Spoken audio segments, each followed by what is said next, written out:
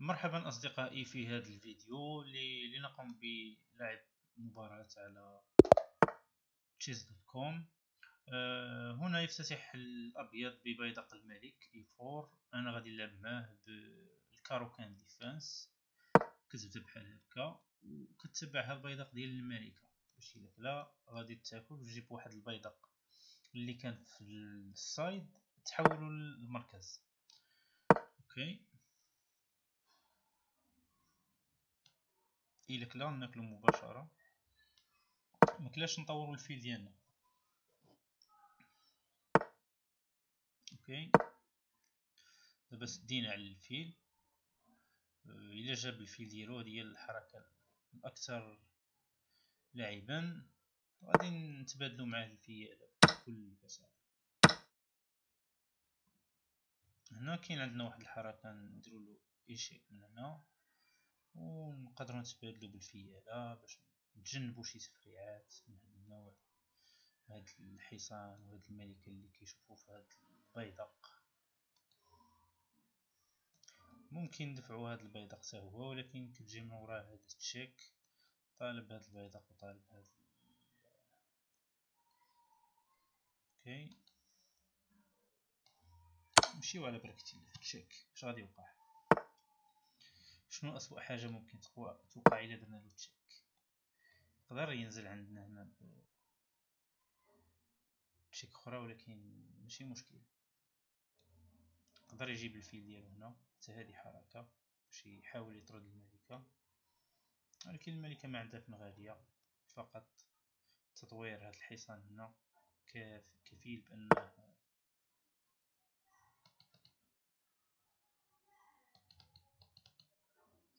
هنا كما كتلاحظوا عنده واحد التهديد لهاد البيدق هذا، وبالتالي خاصنا نرياجيو ليه.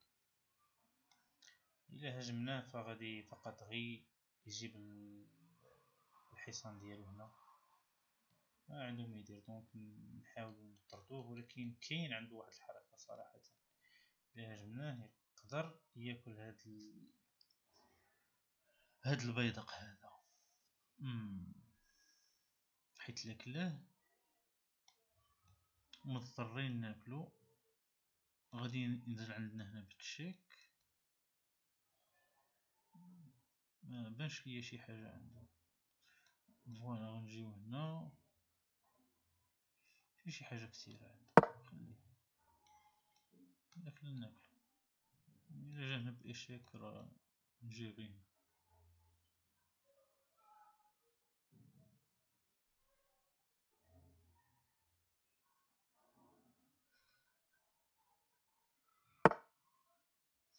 هو ملعبش أصلا هاد اللعبة.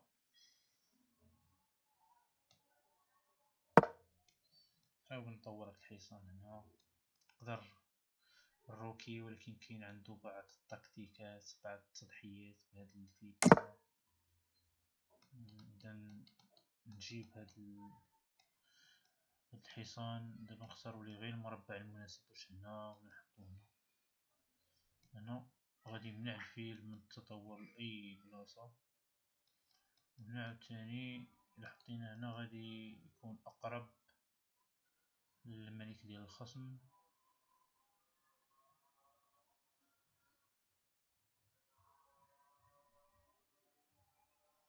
اوكي،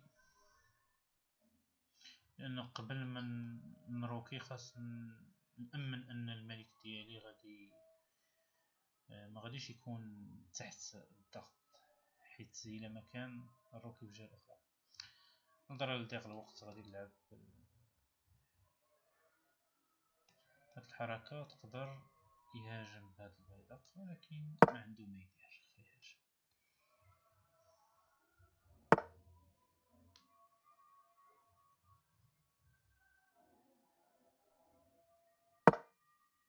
هنا دابا ندفعو هاد البيدق.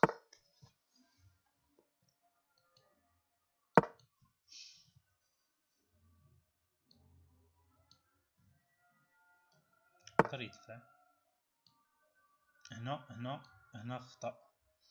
هنا خلى بيدق، لان فاش غادي ناكل غادي ياكل، غادي ناكل هاد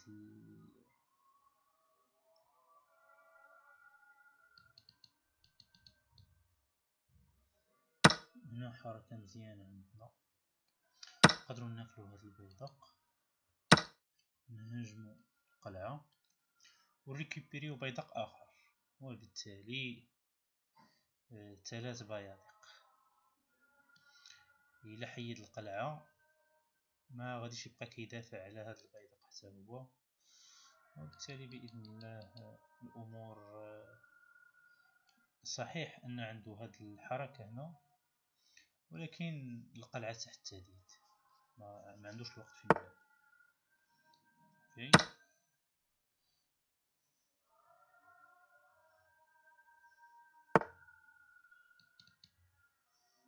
هنا عاوتاني كيزيد يكمل الاخطاء، لان غادي ناكلو غادي يبقى هاد البيدق هذا غير مدافعا.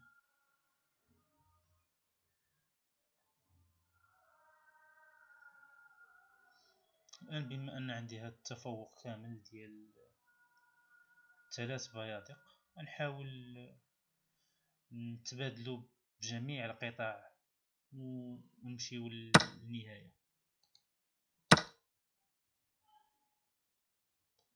يقدر تكون عنده هاد الحركة، ولكن غادي الروكي الملك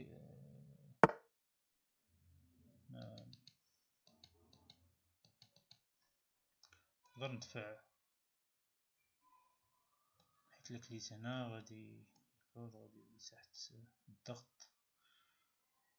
نخليه ياكل باش ناكل انا مثلا بهاد البيدق. نحيد الملك ديالي من منطقة الخطر. هنا ناكل مثلا